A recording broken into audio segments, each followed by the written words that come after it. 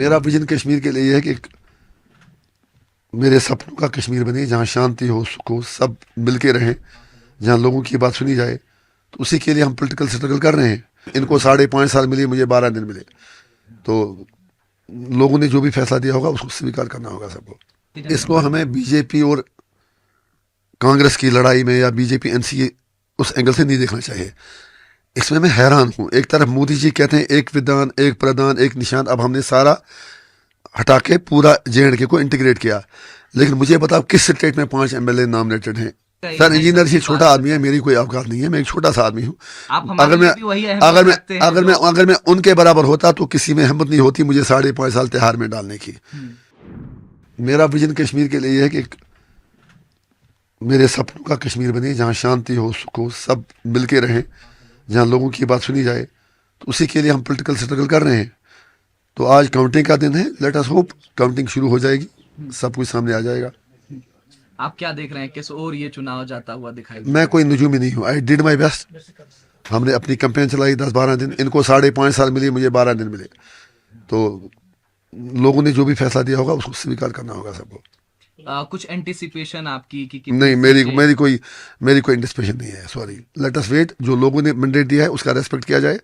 सब आपके सामने होगा, उसके बाद एनालाइज करेंगे। Thank you. Jammu Kashmir national conference के अध्यक्ष फारूक अब्दुल्ला साहब की बातचीत हो रही थी ANI से। उन्होंने ये बताया कि हमारे दरवाजे खुले हैं PDP के लिए, अगर PDP सहयोग करना चाहेगी। हालांकि अब मेरी फॉर्मल टॉक नहीं हुई है, लेकिन अगर महबूबा जी ने हमारे लिए अगर इतने अच्छे शब्द इस्तेमाल किए तो हम उनका स्वागत करते हैं। हम मिलकर कश्मीर की बेहतरी के लिए काम कर सकते हैं। सर, वो उनके घर का मामला है। वो एक दिन गुपकार अलायंस बनाते हैं, दूसरे दिन तोड़ते हैं। एक दिन DDC इलेक्शन इकट्ठे लड़ते हैं, फिर पार्लियामेंट का इलेक्शन अलग अलग लड़ते हैं। उनका क्या भरोसा? वो आप उनसे पूछ लें, अपने मामले वो जाने। मैं उस पर कोई कमेंट नहीं करना चाहता। भारतीय जनता पार्टी के प्रदेश अध्यक्ष रविंद्र रैना सुबह से यज्ञ कर रहे हैं। वो कह रहे हैं कि हमारी सीटें आ रही हैं, हम 46 पार करेंगे और हम इस बार सरकार बना रहे हैं। कश्मीर में नया कश्मीर हम बनाने की तैयारी कर रहे हैं। उनको मुबारक हो। अगर उनको 46 सीटें आती हैं तो फिर मैं इतना कहूँगा 7 और 7 25 होते हैं। तो आप क्या कह रहे हैं कि अब या ये असेंबली इलेक्शन हंग असेंबली की तरफ जाता हुआ? मुझे कोई, आई एम नॉट ए, मतलब मैं कोई भविष्यवाणी करने वाला हूँ नहीं, मैं अंतर्यामी हूँ नहीं। अभी 2 घंटे वेट कीजिए। आप इतनी जल्दी क्यों है? वेट कीजिए, काउंटिंग शुरू हो जाएगी, पता चल जाएगा। कुछ लोग कह रहे हैं कि अभी तो मैच भी स्टार्ट नहीं हुआ है, अभी रिजल्ट भी नहीं आया, लेकिन 5 जो रन है वो ऑलरेडी भारतीय जनता पार्टी के खाते में, क्योंकि नॉमिनेटेड मेंबर्स भारतीय जनता। इसको हमें बीजेपी और कांग्रेस की लड़ाई में या बीजेपी एनसीए उस एंगल से नहीं देखना चाहिए। इसमें मैं हैरान हूँ। एक तरफ मोदी जी कहते हैं एक विधान, एक प्रधान, एक निशान। अब हमने सारा हटा के पूरा JNK को इंटीग्रेट किया। लेकिन मुझे बताओ किस स्टेट में 5 MLA नॉमिनेटेड हैं? इस तरह मोदी जी ने एक नया स्पेशल स्टेटस JNK को दिया। दूसरी बात, कश्मीरी पंडित इलेक्शन भी लड़ते हैं, वोट भी डालते हैं, तो नॉमिनेशन किस लिए? POK रिफ्यूजीज जिनको कहते हैं, उनका वोटिंग राइट भी है, पैकेज भी दिए, सब कुछ किया, तो सीट किस लिए? ये यहाँ की डेमोग्राफी को चेंज करने की तरफ उनका कदम है। मुझे अफसोस है कि 5.5 साल NC, PDP, रीजनल पार्टीज, उन्होंने उस पर कोई बात ही नहीं की। बिल्कुल अनएक्सेप्टेबल है, अनडेमोक्रेटिक है, अनकॉन्स्टिट्यूशनल है। ये होना ही नहीं चाहिए। मेरा इतना मतलब है कि होना ही नहीं चाहिए। फिर अपर हाउस का, फिर लोअर हाउस का मतलब ही क्या है? इंजीनियर साहब, आपने ये चुनाव देखा जो 10 बरस के बाद, आप इतने अनुभवी नेता माने जाते हैं। मैं कहाँ अनुभवी? मैं तो अभी 10 साल हो गए सियासत में, 5 साल उसमें जेल में मैंने गुजारे। अनुभव जिनके पास है तो उनसे आप पूछते नहीं। हाँ, बताएं। आपने जब ये चुनाव देखा 10 बरस बाद घाटी में, तो क्या कुछ नयापन दिखाई दिया आपको आज? तो कश्मीरियों की बेबसी, कश्मीरियों की हेल्पलेसनेस, हिंदुस्तानी मीडिया की गुंडागर्दी, आज कश्मीरियों के आके मुंह में माइकें घुसा रहा है। ये तो बताओ, ये तो बताओ। 5.5 साल किसी ने घास भी नहीं डाली, कुत्ता भी नहीं पूछा कश्मीरियों को। आज आप सिर्फ, आपसे मतलब आप पर्सनल नहीं, डोंट टेक अदरवाइज। नहीं तो सर सबकी मैं ओवरऑल कह रहा हूँ। आज मीडिया हाउसेस सिर्फ ये देखना है कि कश्मीरी जिंदा है मर गए हैं, तो बाकी कुछ बदला नहीं है। सर, हम ANI के तौर से कहना चाहते हैं कि हम इंजीनियर राशिद साहब के पास गए, महबूबा जी के पास गए, उमर अब्दुल्ला साहब के पास गए, कांग्रेस में गए, हम हर जगह। सर, इंजीनियर जी छोटा आदमी है, मेरी कोई औकात नहीं है, मैं एक छोटा सा आदमी हूँ। अगर मैं उनके बराबर होता तो किसी में हिम्मत नहीं होती मुझे 5.5 साल तिहाड़ में डालने की। मैंने कुछ अपराध किया नहीं, पॉलिटिकल प्रिजनर हूँ, और पूरे देश में ऐसे पेश किया गया जैसे मैं कोई बहुत। मैं आगे कुछ नहीं कहना चाहता हूँ, कोई बात नहीं, टाइम मिल सकता। हम ऐसा नहीं कह रहे, लेकिन इंजीनियर साहब को कई लोग किंग मेकर बना रहे हैं, कह रहे हैं कि इस बार सरकार किसी की भी हो, सरकार बनाएंगे इंजीनियर राशिद।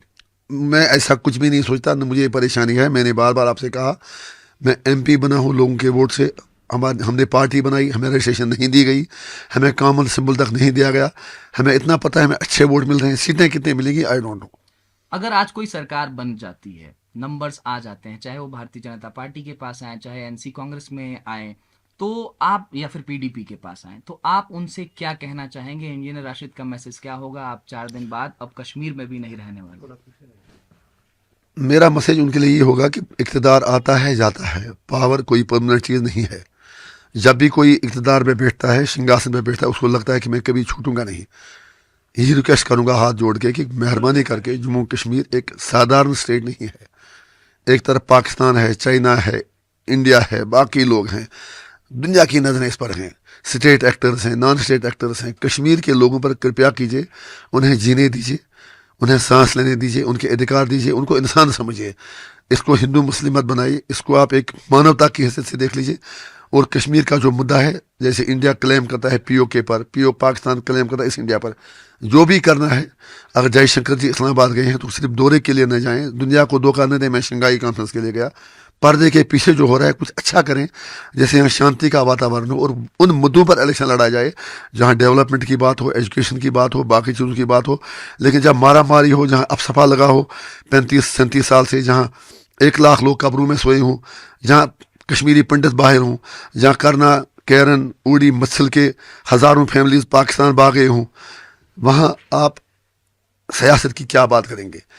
इसलिए मेरी सबसे गुजारिश होगी, जो भी सरकार बनाए, let them become bridges between people of Jammu and Kashmir and New Delhi, so that our sufferings come to an end and people live with honor, dignity and self-respect. Thank you. Engineer साहब, हो गया। Last question. Every political party has targeted Engineer Rashid. Why is it so? You have risen like a rising star in the politics of the valley, sir. मेरे लिए कोई मतलब मुद्दा ही नहीं है। आप आगे जब भी आप आते हैं तो यही मेरा कमरा है, यहाँ ही मैं सोता हूँ, यहाँ आपसे भी बात करता हूँ, लोगों से भी बात करता हूँ। I try to be one among the masses. अब अगर वो डरते हैं तो मुझे उसमें क्या परेशानी है? अब अगर वो मुझे अब वो सारे टारगेट करते हैं, आई हैव नो इश्यूज। मेरी उनसे यही गुजारिश है कि डरो मत, मैं आपका कुछ नहीं बिगाड़ने वाला हूँ।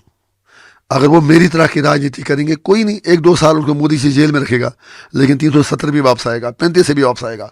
वो शब्दों के खिलाड़ी हैं, मैं काम करने वाला हूँ। फ़र्क इतना है। आगे अभी इब्तिदाई इश्क है, रोते हैं क्यों, आगे आगे देखिए होता है क्या।